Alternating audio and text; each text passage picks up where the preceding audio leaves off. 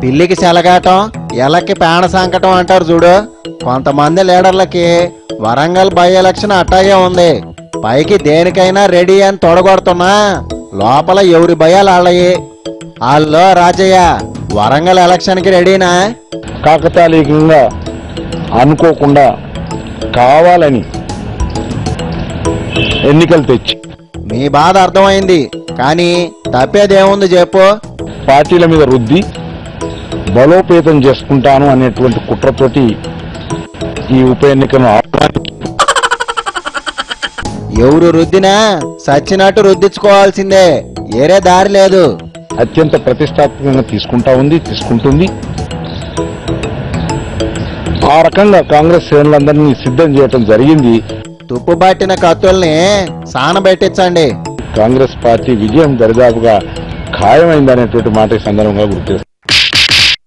అంత గ్యారంటీ అనుకుంటే ఎవరో ఎందుకు నువ్వే నిలబడు.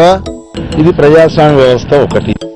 రెండోది కాంగ్రెస్ పార్టీ సంపూర్ణమైనటువంటి ప్రజాస్వామ్య బేస్ కలిగినటువంటి సిద్ధాంతం కలిగినటువంటి పార్టీ. షాకు తగిలినా తట్టుకునే గట్టాడు కోసం ఎతకుతున్నారని అన్నా. ఈ పార్టీలో కార్యకర్తలకు కొదవలేదు, నాయకులకు కొదవలేదు.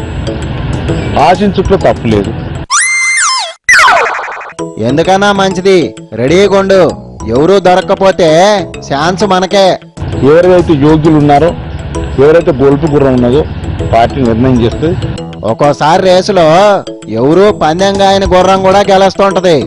ఎవరైతే యోగ్యత కలిగిందో, ఎవరైతే ప్రజల యొక్క మన్ననలు పొందగలుగుతారో, ఎవరైతే ప్రజాక్షేత్రంలో తెలంగాణ రాష్ట్రం కోసం పోరాటం చేసిండ్రో, ప్రజల చేత గుర్తించబడరో వాళ్ళని తప్పకుండా కాంగ్రెస్ పార్టీ దీవిస్తుంది.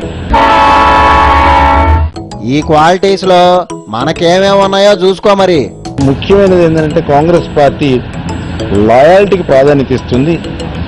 ఎవరు కాంగ్రెస్ పార్టీకి పరిపూర్ణమైన లాయల్గా ఉన్నారో వాళ్ళని కూడా గమనిస్తుంది. తప్పకుండా చూద్దాం, ఎవరూ దొరక్కపోతే నిన్నే గుర్రం ఎక్కిస్తారేమో.